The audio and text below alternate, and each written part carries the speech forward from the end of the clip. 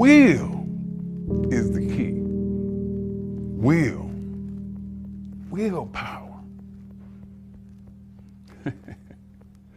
I know a little bit about what I'm talking about. I don't know much as you do, I'm sure. I'm sure everybody in here is more learned than I, much more of a scholar than I. But I know about coming back from seemingly unsurmountable odds. I know about coming back from when doctors tell you that you can't or that you shouldn't. Now, sir, because of your diagnosis, and don't do a damn thing. Bullshit. Hell no.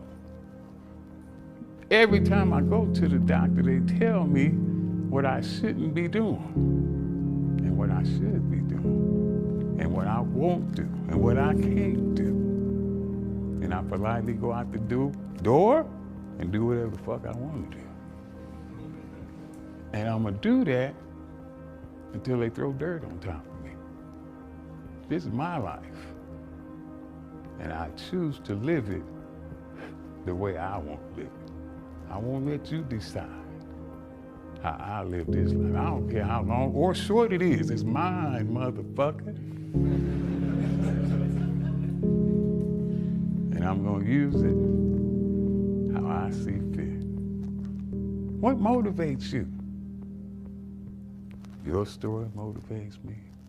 Your story motivates me. The stories of extreme will. People that came through something or circumstances that they were not supposed to go through. You just ain't supposed to be able to do it. But he did it any goddamn way.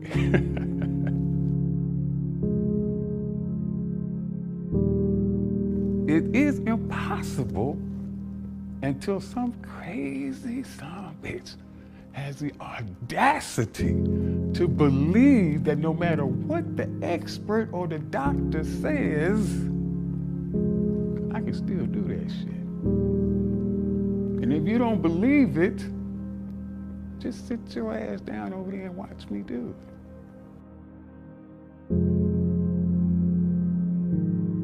it. How do you teach people to not look at something and say immediately, because the appearance, I can't do it, I give up, before they even attempt it?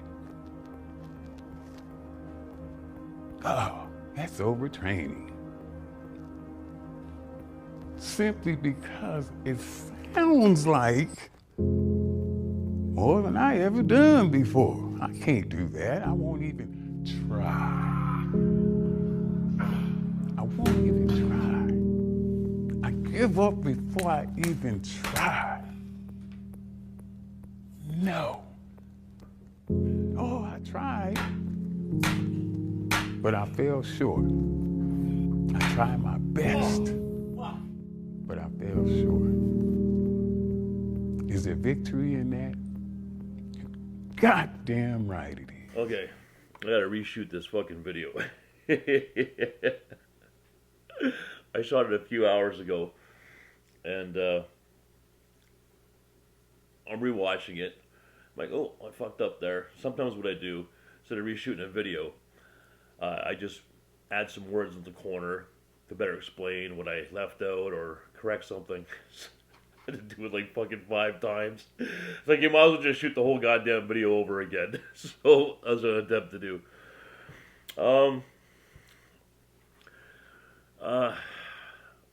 What's the name of this goddamn video again? Oh yeah.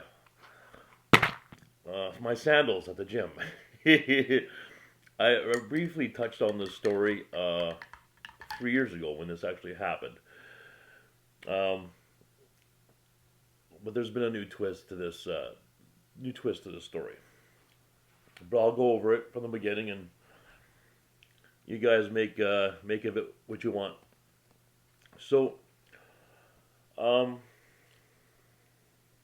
this September, come 3 years ago, is when I started working on Snap Fitness. Um, and I used to like wearing my sandals to the gym. Don't ask me why. I just found them really, really comfortable. I used to do it in the past when I used to work out. I just preferred doing it. Turned out it was kind of a big deal. I couldn't tell you how many people were asking me about these sandals that I was wearing. Why are you wearing sandals? Why are you wearing sandals? I'm like, what the fuck?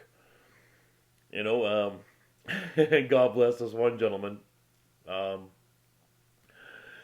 He comes up to me and he says, do you need shoes? I said, no, I'm okay. He said, I have an extra pair. You know, if they don't fit you, I could buy you a pair of running shoes. I don't know if he thought I didn't have any money, but he would have been correct, you know. And when I first moved here to Rockland 3 years ago, I was in pretty bad fucking shape, you know, real bad shape. I couldn't work, you know, I live off of food from the food bank for 2 weeks, and when that ran out, then I lived off of eggs. You know, so yeah, I needed the money, but I did have a pair of running shoes, but they weren't clean enough to wear to a gym, right? They were my everyday running shoes, so they were pretty scruffy looking. But like I said, I did actually prefer the sandals. Like to this day, I don't wear sandals to work out. Like I stopped wearing sandals because everyone was fucking asking me why I'm wearing sandals. So I just fucking went out and bought a pair of shoes months later.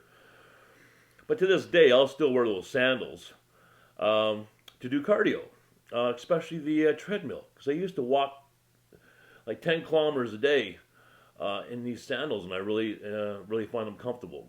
More than running shoes on a treadmill. So, anyways, that aside, the gym opened up here in Rockland last week or this week. Oh, it doesn't matter. But anyways, I stopped by the gym at night to see a buddy of mine. So I'm at the counter and I'm fucking looking. I'm looking for him. So I'm getting really pissed off. I can't fucking find him in the goddamn gym.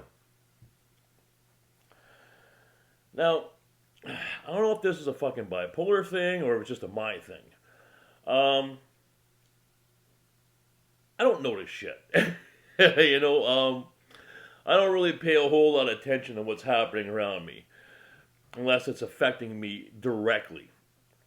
I more go on feeling my surroundings than actually perceiving my surroundings. That's kind of where I'm at.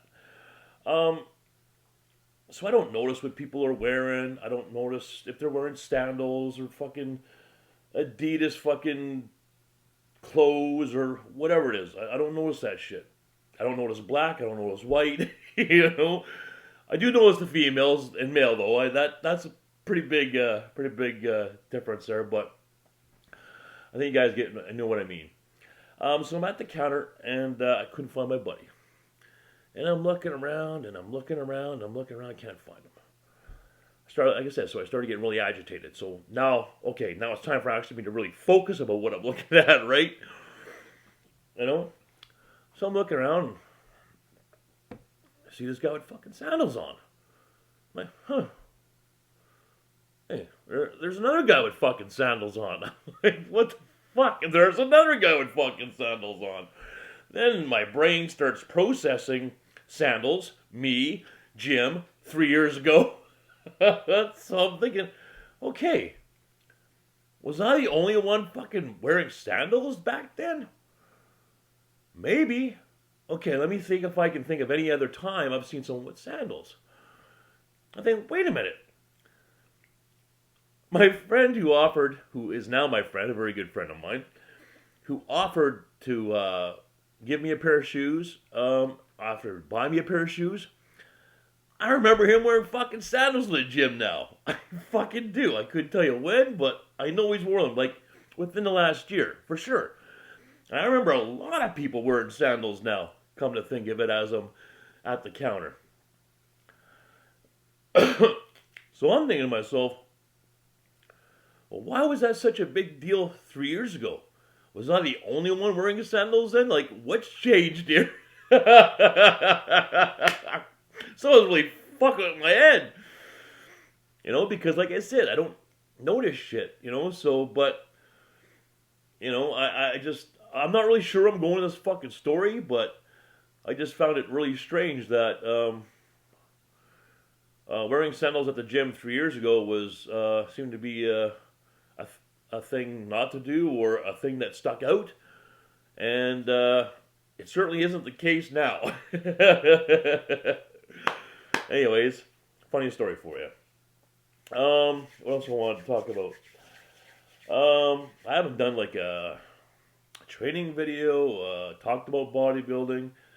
I think the last thing I did was talking about change, adapting to change, whether it be working out, life, whatever it is. But I haven't discussed, training, working out, probably because my training's gone to dog shit for the last fucking, I don't know, better part of 6 months. Because I went through a ton of fucking shit this fall. But there's two things that I found very interesting. Here's the first one. So after I heard the gym was closing after December, I figured, okay, you know what? I'm going to use this opportunity to just kind of focus on some shit of mine. I kind of put myself under house arrest, and I'm going to kind of come off cycle. What I mean by that is I'm not going to take these medium-high doses of testosterone and anabolic steroids. Give the body a break. Cut my food back. Just use this time to just work on a lot of shit. Give my body a break. Work on the mind and some other stuff. So I cut my food back from 7,000 to 3,500 calories. Now, I expected to lose some size. I did. Because I'm coming off cycle, and that's, you hear it all the time. Well, guy's off the drugs, he's going to lose all his size. But what I did is I kept a maintenance dose, and my maintenance dose was 125 milligrams of testosterone enanthate a week, and 150 milligrams of decadurabolin, 150 milligrams every 2 weeks. So pretty fucking low goddamn doses.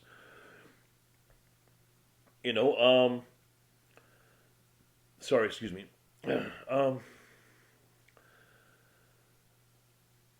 So I naturally thought, like, I knew I'd lose size because the down in calories, but I thought I'd lose a lot of muscle mass.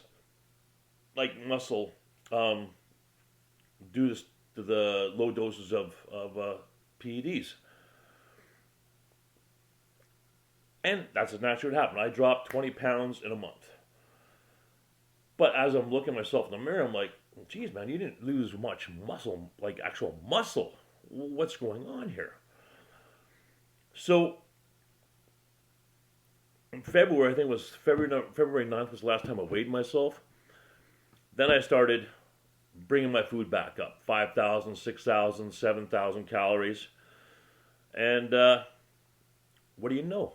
I went right back up to 261, 262 pounds in that same time frame. I went right back up in weight again. And I still train 3 times a day here at home.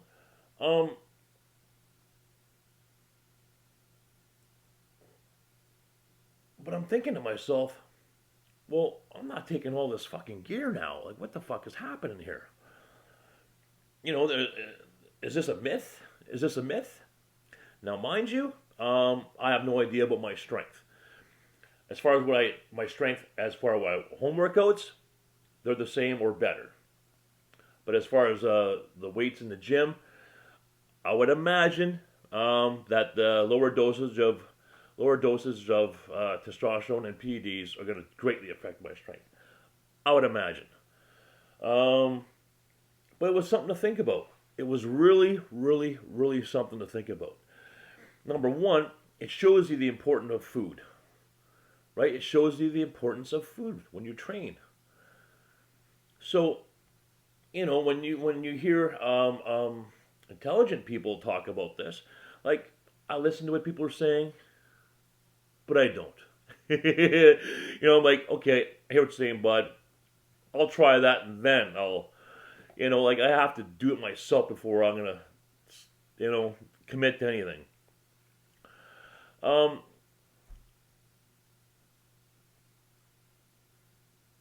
and what they say is, they talk about, most important thing is food, sleep, then your training and drugs. Well, I've always get tons of sleep, and the drugs are still there, but not in high dosages. The sleep, and then I started getting the intake of food again, and bam, brought all my weight up, brought my mass up. I'm like, God damn it, is it worth? Is it worth taking these medium high dosages like I usually do? So the idea kind of sat with me for a bit. I'm thinking, well, it's a different thing, training at home and training at the gym. Because now we got to talk about recovery, right? I can recover a lot easier and quicker from a home workout than I can from a fucking gym workout, let me tell you. So I'm thinking, okay, well, anabolics, recovery, workouts. So I knew where I had a better understanding about how I'm going to set up my cycles. Like I had a new perception, I'm not saying that, low doses, a lot lower doses of testosterone and P.E.Ds compared to a higher dosage. The higher dose is not beneficial. I imagine they're very beneficial, a lot more beneficial than lower doses. However, what I did experience was whatever I lost, I gained back. So here's my conclusion. So the reason I didn't lose any muscle mass was because I was still training and I was still taking small dosages of P.E.Ds, which helped maintain any muscle that I did have, right? But taking higher doses of P.E.Ds, medium to high doses, you'll have more rapid growth and better recovery. So I think as long as, like I was saying, as long as you're off cycle and you're still maybe microdosing to a certain extent, or even TRT to a certain extent, as long as your food and training's on par, you shouldn't lose fucking anything. If anything, it's just very small amounts. So I was kind of that's kind of reassuring. Obviously, if I was not training at home and I was off cycle taking microdoses, and I was training at the gym, I would imagine my workouts wouldn't be as intense as I would be if I was doing medium to high dosages. So I think that's, I think that's a fair assessment. So when I go back to the gym, May, June, my thought process is going to be this. What I'm going to do is, before I took time off, I was taking 1,000 milligrams of testosterone and enanthate a week, so 125 milligrams every day. I was taking 300 milligrams of Decadurabolin a week. Excuse me. It's just because I eat and coffee and bloated. And usually what I'll do, that would be my base. And then I throw in Anadrol 6 weeks, D-bol 6 weeks, Tren 6 weeks, or I'll run small doses of Tren throughout that process, or a mixture of both, mixture of Tren with the D-bol, depending. But a lot higher than what I was doing from January till now, here in March. So now my thought process is, okay, let's take a really close look at this here. Let's use to think logically. Testosterone, ethynate, cypionate, sustanin, your testosterones, right?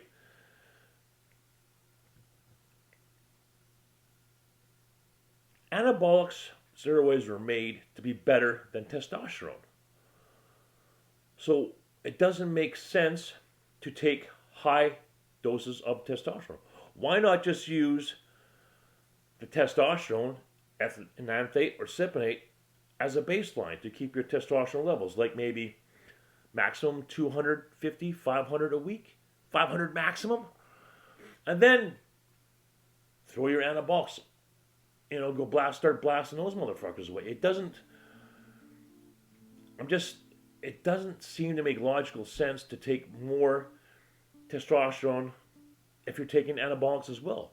Mind you, if I was not taking anabolics and just straight testosterone and say like D-ball, well, yeah, maybe I'd take 1,000 milligrams of testosterone with the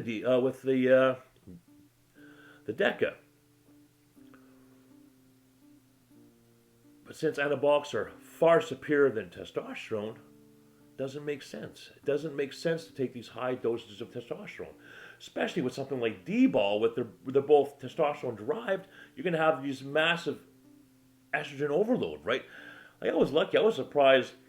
I never had any estrogenic side effects from my cycle, because I was doing, 1,000 milligrams of testosterone a week with 60 fucking D-balls. So, I was very surprised I didn't get any side effects. I'm lucky that way, I guess, because a lot of people aren't. But still, even though I didn't get any side effects, if I choose to do D-ball with testosterone, I can guarantee you I'll be lowering my testosterone to 250, 500 max. I don't even think I'd go 500. I'd probably go 125 or 250. Now, if I'm choosing to do anadrol in the mix, I'd probably go as high as 500. For sure, absolutely. And if I'm starting to throw Tren in there, I'd probably keep the testosterone at 500, only being because the Tren and the D-ball are, what's that fucking term? Prolactin? It's like you have estrogen, I think it's, and prolactin. And there's a balance, right? So you want to keep your testosterone-based testosterone even with your DECA and your Tren prolactin levels. You want to keep them at the kind of same dose, something like that. I'm sorry if my medical jargon is shit, but I'm just trying to explain to you what I'm doing here. So I'm going to save a lot of money, and probably maybe some health issues by taking this huge chunk of testosterone off my cycling schedule. So it's really interesting. Really interesting. What I've learned just taking this time off. I made a post, like about this time I'm taking off, and I dropped that 20 pounds. And sometimes you have to take one step back to take two steps forward.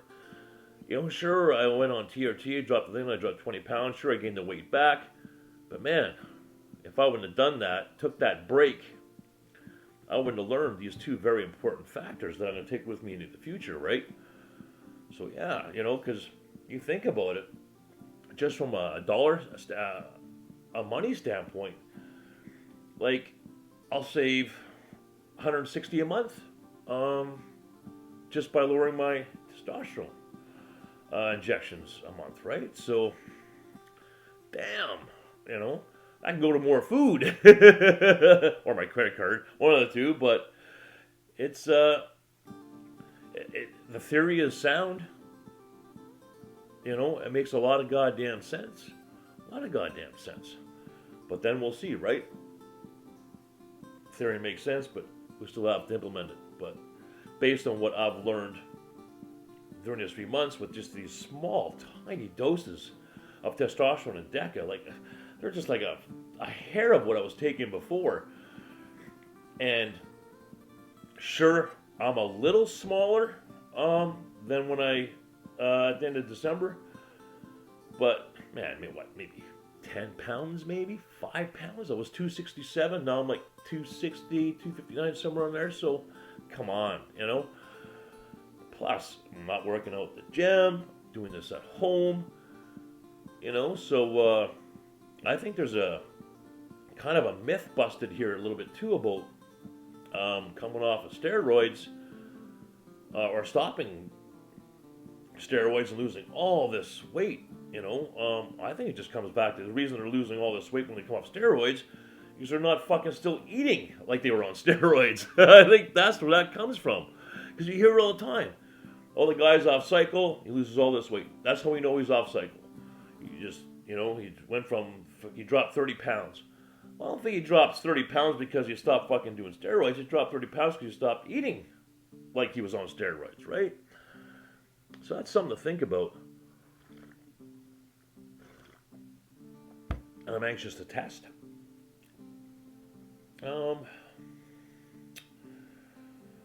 Yeah, so I'm going to be stuck here for a little while longer at home. Working on some shit still. But I'll keep up with the home workouts and diet and still try and stay in reasonably good shape. I definitely don't feel discouraged about not being at the gym right now. Sure, I miss everybody. It'd be nice to see their faces, you know, have some laughs, you know, but it's all about priorities, right? You know, I spend a lot of money on food and bodybuilding and supplements. You know, it's such a cornerstone of my life. And I can't keep training and having shit in my head, in my past, fucking up my training and my focus. And, you know, I just can't have it. I can't have it. I can't. So that's why I decided to take some time off for myself to deal with this shit, have it properly boxed, you know. So when I'm investing all this time and money in the fucking gym, I'm not going to be training one day. I'm like, well, you know, I have this thought, and it sends me on this fucking crusade to find some solution to some problem I'm having with my past or my bipolarity or fuck whatever, right? So I'm like, you know what? Enough of this fucking shit. We're fucking nipping this shit in the bud. So, you know, I'm kind of like isolating myself and dealing with this stuff, you know? There's nothing negative, you know, it's just, it's been a lot of stuff, you know? If you've been following these videos for a long time, well, I shouldn't have to remind you, and if you're just tuning in, well, I'm certainly not going to fucking go over all of it. Oh, shit. Oh, you know, like, you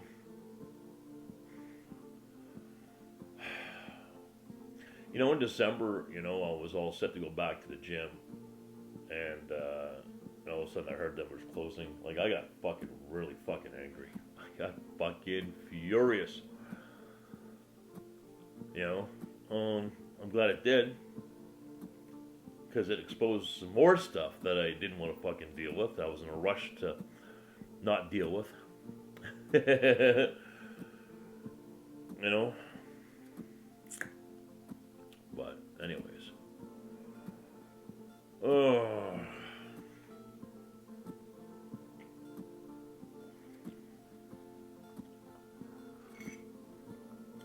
So, yeah. Fucking sandals, eh?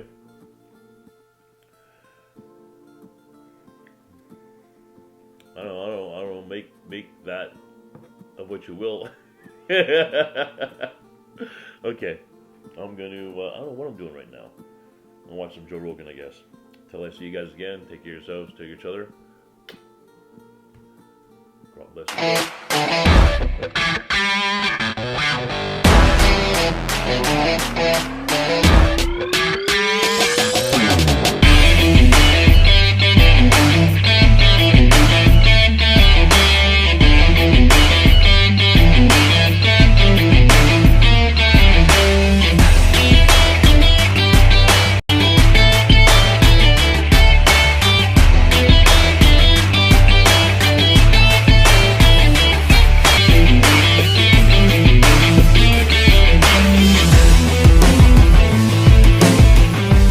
This episode is brought to you by Six Store, guaranteed to make you big as fuck!